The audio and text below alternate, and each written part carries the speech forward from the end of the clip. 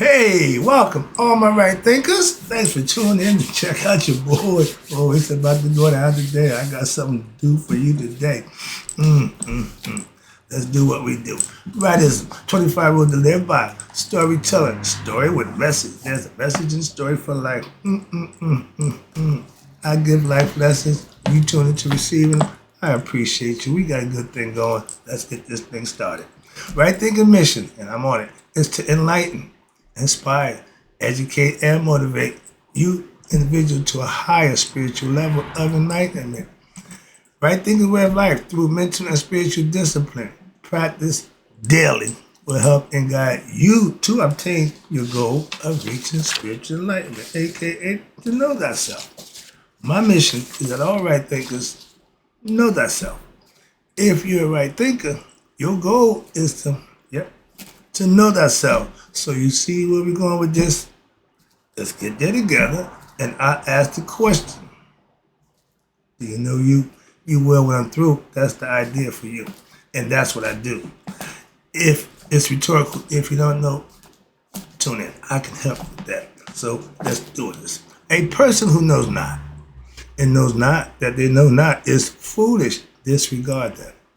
A person who knows not and knows that they know not is simple, but you can teach them.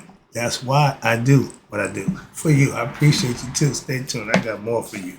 A person who knows not and believe and think that they know is dangerous. Avoid them. I do. A person who knows and knows not that they know is spiritually asleep. I can awaken them. I'm the spiritual alarm clock like Kendrick Lamar. Here to wake you up with what? Knowledge of self. Yeah, that's what I do for you. A person who knows that they know is wise. Follow them. All these persons reside in you. Right thinkers, know thyself and to my eye, the truth. You know why no man has ever seen the face of God? Sometimes I ask the question to show how ignorant you are, so all you gotta do is say no. Then you open yourself up to be what? Was it? Not subjective, objective to a concept that you didn't know or didn't think of. But no, God has no face, but he has the mind. The idea is to reach the God of mind. That's Tahuti. That's God's mind. But these are the four levels that we got: physical, astral, casual, and the all. This is where God resides. I'm going to get you there, hopefully break it down for you. All these are steps and tiers and levels of understanding that when you practice them, understand them, you get to God, a.k.a. know thyself. And in the end, is over here. They tell you that's what the whole purpose is what we're doing. So my goal now, right thing is, is give you four types of psycho-spiritual consciousness, a.k.a. the four planes of existence, of consciousness. I'm trying to break that down for you. Hopefully it makes some sense. Hope you get some ideas. This can be fun. The baboon is this other sign for Tahuti, which is God's mind. And also he's the moon god. But he's also, again, God's mind. And he sits on top of all the levels representing God's mind. So that's the all, the self. That's who he is in this concept. So below, I just showed you three-dimensional drawing representing creation in the four tiers of the ancient Egyptian Djed, spelled D-J-E-D. It's a symbol. It refers to what? Your higher states of psycho-spiritual consciousness.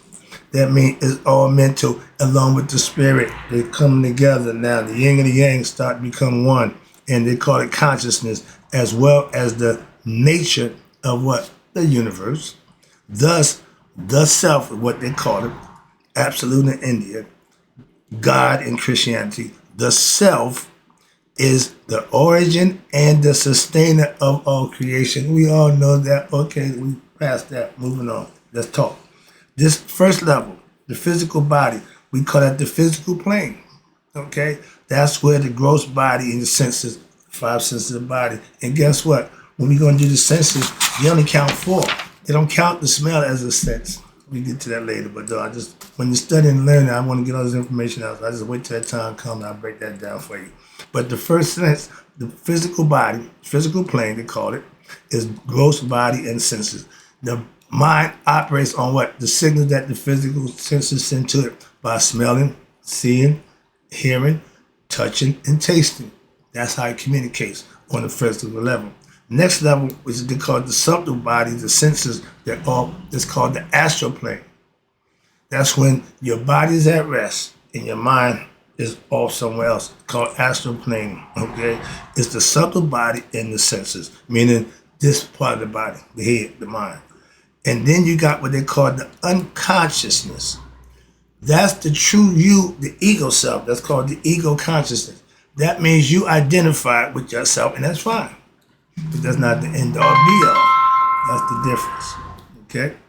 In the self, what they call the all, the virtue, whatever name you call for the all encompassing, we call him God, the one, the self, the absolute. Now, reaching that mentally is when you become enlightened. You have knowledge of self, but they gave you the blueprint. I've been breaking it down, simplified. Meditation is an important part of you getting knowledge of self. Down here, next level, I broke it down. Above is the three-dimensional drawing representing the human mind. Okay. Again, start from the bottom. You have thoughts, actions, desires, urges, impressions, and the all, the self. Let's see how they break it down for you. I'm about to read some stuff for you now. I'm going to break the stuff we just got looked at down.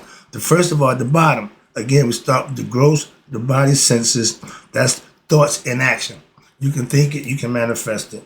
If you can conceive it, you can achieve it. When can I go camping? This is an example in your thought, thinking. We're going through your mind now. When can I go camping? When can I go camping? Where can I go camping? How much will a camping trip cost, etc.? You're planning in your mind about camping. That's fine. That's how it's done, strategizing. Next level, the subtle body and the senses. These are your desires, your urges, things that you like. I like campfire. Hello? Hence going camping. I hate hotels. Hence staying outside. The things that the ego likes, it will push you to do. The things that don't like, it will push you not to do. But shouldn't be the one who controls you. Understand that. But these are the impressions that they give you. I want fun. I wish I could go camping. Okay. Those are all feeding into what your inner desire, your urges to do, whatever you like to do. Again, next level. Your unconscious. Now watch the ego. Impressions. Wildness. Outside the front door. Yeah. Outdoors, fun. Open sky, fun. So the ego sees all pleasure in the thing that it likes. And it's going to push you to do that. Unbeknownst to you. Why? You following the ego. Yeah, the ego says, yeah, I'm okay. So that's the difference. When you can control the ego, you set the tone for what you really want to do. And hence, knowing thyself. With being ignorant of yourself, the ego will lead you. Like we got the numbers in the White House the wrong way. Moving on. The self, the last part, is blank. Why? That's how it should be. You should be able to make your own decisions and do the only things you want to do, not forced and put in a situation where you have to do this, you have to do that. You never find peace. But now let's talk about this. The unconscious mind, level of the mind is like what? A filing cabinet. What you mean? Which stores your memories. That means the unconscious mind only have what? Memory. Slow down, calm down. It stores your memories in the form of what? Impressions and events. You have experienced them, you went through them, so you know that. That's knowledge. And these impressions from what? The basis of which impels the soul forward when? After the death of the physical body. The spirit and the conscious mind don't die. The body do. The spirit and the mind said, uh-oh, Scooby-Doo. What we do now? I don't know. Okay, watch this. And they are carried over after death. And they impel what? Your soul to have what? You ready? To have the human experience, a.k.a. in the astral plane, had experience in the astral plane. It's all mental, consciousness, no body. And it also leads it to what? Dun, dun, dun, dun. Reincarnation, a new birth, a new start, a new life. Why? Because you didn't learn in the last life. Simple. After a period of time, a child, here we go, seems to be what? Unburdened and happy-go-lucky when it comes into the world. Why? It has no memory. It got no ego consciousness to get it all messed up until it creates its own. And that's what it's going to start to do. Naturally. This is what you do.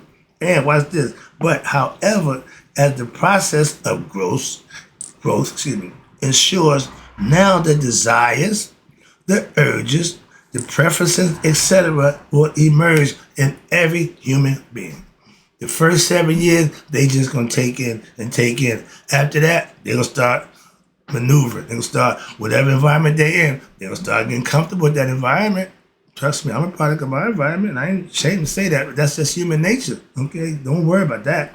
And these are what? A factor of the dormant or the latent deep impressions which are sprouting up from what? Your unconscious level of mind. Remember, memory. If they are no impressions, no memory, based on what? Ignorance and egoism, now the soul does not, you ready for this one? Reincarnate. If you pass the feather of my yacht with a light heart because how you live, you won't reincarnate. That's the goal for all right thinkers. But experience union with the absolute. That could be a pin dropper right there. That says it all right there. I'm trying to get you to the mind of God, not to see God damn what he looked like. Why? That's a human thing. Looks don't mean crap. Merge with him. Become one with him. That's what it's all about. And it just says that you become one with the absolute. This term is called nihas, nirvana, liberation, resurrection, freedom, etc. Whatever you want to call it. The idea is to have it. The name don't mean much. The action does. If that makes sense, I hope you understand that concept. I could care less where you're from, what you're doing. If you get there, me and my pastor got to God in two different ways. So I know it's more than one why. And he also knows it's more than one why. Because the route I took is different than the route that he took. And I'm knowing the route that I took is different than the route he took. But we end up at the same place. That's the beauty of enlightenment, spiritual enlightenment. No matter how you get it, where you get it from, the idea is to get it. My point, I'm just show you, I got a way. I'm just show you, I know a way. My pastor know a way too. You want him to go to church? I got a student who said, right thing of philosophy was a little bit too hard, a little bit too blunt, a little bit, So he wasn't comfortable. Respect what I did, understood it, but that just wasn't for him. I, in turn, sent him to my church. Been in there going on 2 years now and love it. Why? Because my pastor is teaching him what he likes to know. His way. Simple. Okay? Again, experience. I know what I do. I know how I do. I know what he doing, how he do it. If you want that, I got somebody for that. Moving on. Now, when an intense event, aka experience, the impression is stored in your unconscious. Again, the unconscious mind just records what? Memories. When a situation occurs which relates to that impression, now the impression will now come forth and emerge in the form of what? Or the urge or a feeling or desire, and now your subconscious level where you might want to do it. And then the urge emerges as a thought in the conscious level when now intensified they become cravings, Scooby-Doo, ruh-roh, or an uncontrollable yearning or urge or longing. That lower nature start to pull you down, is pulling you down, is grabbing at you, okay? If the longings are not fulfilled, Scooby, ruh-roh, if the longings are not fulfilled, there arises, you ready? This is the ego. This is the lower self. You get angry. You show hatred toward whatever is seen as the object or the person which is preventing your fulfillment of your desires. You experience that? I go back to when I was partying and they tried to keep me from going out one Saturday night. Man, I wasn't having that. I wasn't having it. So yeah, and I was mad at the world. So yeah, again, but here's a quick example. For example, if you had an experience in your, again, in my youth, yeah, perfect, which you found positive, you will store a positive feeling about it. But there's always two sides. My yacht tells you, you just can't see one side. That's not fair. And for instance, if you enjoy a camping trip, okay, and you feel positive about doing it again, but if you had a bad experience on said camping trip, you ain't looking forward to do that again. Why, man? I ain't doing that. You just liked it. And that's the ego self. The ego don't want to do what it don't like. Okay? And if any opportunity arises for camping, I got a spot where I'm not gonna go eat again. If they want to go there, just count me out. Why? Don't worry about me. I'm not doing it. Simple. I'm not satisfying my ego. But I let the ego dictate certain things. Why? I know it ain't, if it's something that I agree with that ego, open the same why, it's gonna keep me accountable. Okay, because it don't give, you don't care. No. No. But no. Simple. It's straightforward. Alright, that's Anubis. That's the okay, your discernment. But if the rising trip come again, you will what? Refuse it. Then the trip, nope, not going. See? And it's something that goes against you morally, go against your instincts of what you think is good around. You ain't got to expand and defend against nobody. Simple as that. That's your choice. But this principle that I live by, it works for all desires. Watch this. Whether they be positive or negative. That's the point you want to be at. A doer will do something for a reason and purpose. The non-doer will do it because it's the right thing to do. That's what we want to be on the right side, right thing. And watch this. For example, if you have developed impressions on criminality, sorry, but I got to point back to that. And we was criminals. My family business was all illegal. And you enjoyment from selling drugs, stealing, robbing, will be supplemented, watch this, will be stimulated, if you're stimulated by these actions, and when situation arise which afford you now that opportunity to do what? Sell, rob, steal, or you would think or plot to finally what? Act on certain ways. If I get desperate for money and I have a gun, I'm gonna rob somebody. And I'm just saying that's my from where I come from. That's not what I do. No. But if I'm in a situation, like I said, you never know what you do in situations. I'm just telling you, been there, done that too.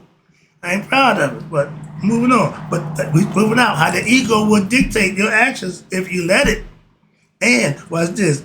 In certain ways, you act in certain ways, which will lead you to criminal activities, and to meet what? Hang out with other criminals. All my best friends is lawbreakers. I have no police friends. My lifestyle dictated that. Again, you are what you are. Let me get this next lesson. I got one more paragraph for you. Now, in this manner, all human beings should be able to reflect both positive and negative. That's what you got two hemispheres for. Left and right. Right, wrong, good, bad. Use it in your thoughts and your feelings on what? On outside objects, and help your personality to get better at making decisions. Don't let outside stuff dictate you. A lot of us want that money. Some got drugs, some got sexual, some got other drugs, but that money, OJ told us about that 50 years ago. It's the root of all evil. No, it ain't. Money ain't the root. It's what people do for it. Moving on. Now, if you have karmic, here we go, impressions, meaning you've done something that's going to come back, which makes you desire. Let's start using example. Sex. For instance, whenever you see a pretty woman, okay, that smell their perfume, then you will want, they're drawn to them, and now you will want to what? You feel elated when they reciprocate your advances, and the women like to flirt. Women might not want to be spend 5 minutes with you, but she'll give you a little flirt, she'll give you a little that. Now you're compelled because they're like a dog. You just going down. That's crazy. They call it thirsty. You just got to have something. And when intensified, what's this? That elation that you get will cloud your judgment. You ain't thinking right. Okay, your intellect. If your intellect isn't in the forefront, you're going to make some bad decisions. Simple as that. And you will not consider if you should what? Either go do that thing that you want to do because you look, okay, or risk, your relationship for what? Your own desires. Okay, you got to get past that. You got to do that. And watch this. Once you do, get over your hunger and your desires. Now you have projected your inner happiness on what? Objects such as pretty women, pretty men, or men, objects of the sexual objects. And thus now you see it as a source of happiness and fulfillment. I feel so good but dude, that's not, okay, that's then the guilt to that. You satisfy your desire to get it. No one the side chick. But as soon as you do have your little fun, now what happens? Guilt. Consequence of that action. That's not a good way to live. And a lot of us live that every day. That's insanity. You have developed the habit. You have got addicted in a feeling of hunger or sex, or having that activity, even when you picture it in your mind, and you would not be able to reframe yourself. You would not be able to stop and pass up on having that sexual encounter with that pretty woman that to your affection, to your looks good to you. You have given them control over you, an object. Be it male or female, drug, you giving the object is controlling you. That's not good. You should be controlling you. This, okay? And they decide when you're happy, like all other objects. They are not true sources of happiness, but because it feels so good. And all the stuff you gotta go to get to it, that's all moot. Why? Because of that feeling that you want to have. And that's what people overlook. You ain't thinking at all with the right head, okay? But if you think it's the source of fulfillment, why? Because that feeling of satisfaction, when that wears off, and you done got your desire rises again in a very short time. Why? Because you want to do it some more. Okay? And a human being who is led by his or her desires of the flesh is a slave to themselves. Physical self. You are a slave to that. This is pathetic. This is a pathetic state. I just gave. This is the pathetic state of dullness, which a lot of human beings need to grow out of through my teachings of right thinking philosophy and daily practice of working on your meditative lifestyle. You have to learn how to conquer your lower nature. That's a must, not an option. That's a must. Sorry. One more. I'm almost done. One more. Now, it is important. Regret. Regret only comes from you doing something that you know you shouldn't have done. That leads to a sorrow, disappointment, okay, and guilt. After you do the dirty deed, the first thing that hits you is regret, sorrow, and guilt. And it all works the same way after the fact. They don't do nothing to prevent you from doing what you did was wrong. They're going to be right there after the fact and beat you down. If you had an experience which you felt was your fault and you felt bad about it, did you do it again? Nah, that's personal. That's a question you ask yourself. Did you do it again after knowing it was bad? And what happened? You will store impressions of guilt. But guess what? For example, you say that you were married, okay? Side chick, you end up getting caught and got divorced. Uh-oh. And now what happened? Your children are angry with you. See, this is now because you did your thing and you all that. Now you got to deal with the consequences of that action. It's called life. Now you got to deal with that. Watch this.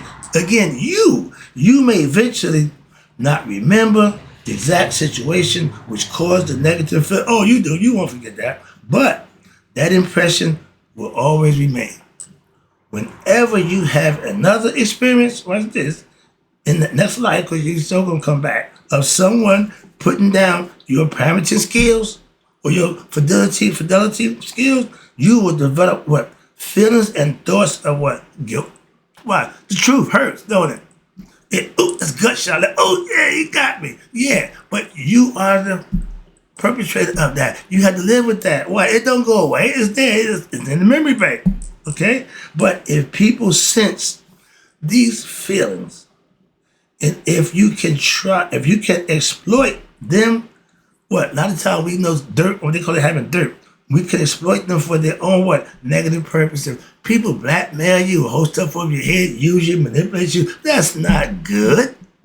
But you do those kinds of things. If you got a side chick, she manipulating that situation. Come on, man. Moving on. I said I was going to do it. I got one more. But the important thing here is to understand what? That the mind is a bundle of impressions, okay, of what? Past experiences. That's the consciousness. And the feelings, emotions, again, lower nature, and desires, physical, which they engender. But if they are based on ignorance, and most of them are, and self-delusions, for what? Desires of the flesh, those thoughts and feelings will also be based on ignorance and delusion. You're doing dumb stuff repeatedly. Knowing it's dumb. And definition of insanity. Come on, fellas, sisters. The project of spiritual practice, spiritual discipline daily, is to gain an understanding of oneself where these desires and feelings and where they come from and what? Corral them, harness them, and put them where they need to be. And then you control them. You control them. You control them. They don't control you. That's the ego self. Those are all desires of the flesh. That's the ego. That's the moral battle that we have within ourselves. Once you learn how to defeat the ego and put him in check, you will be fine. Sorry about that. I got excited. Can I finish it up? I see the time. All right, I'm stopping right there. I got more for you. Now I'll be back. I'm loving this. Why? This is what I'm trying to get you to understand for yourself. That's teaching. That's what I do for you. In closing, right thinkers. May y'all let it be 100. Me, 100 minus a day. So I know that my right thinkers have passed away. I'll be right back.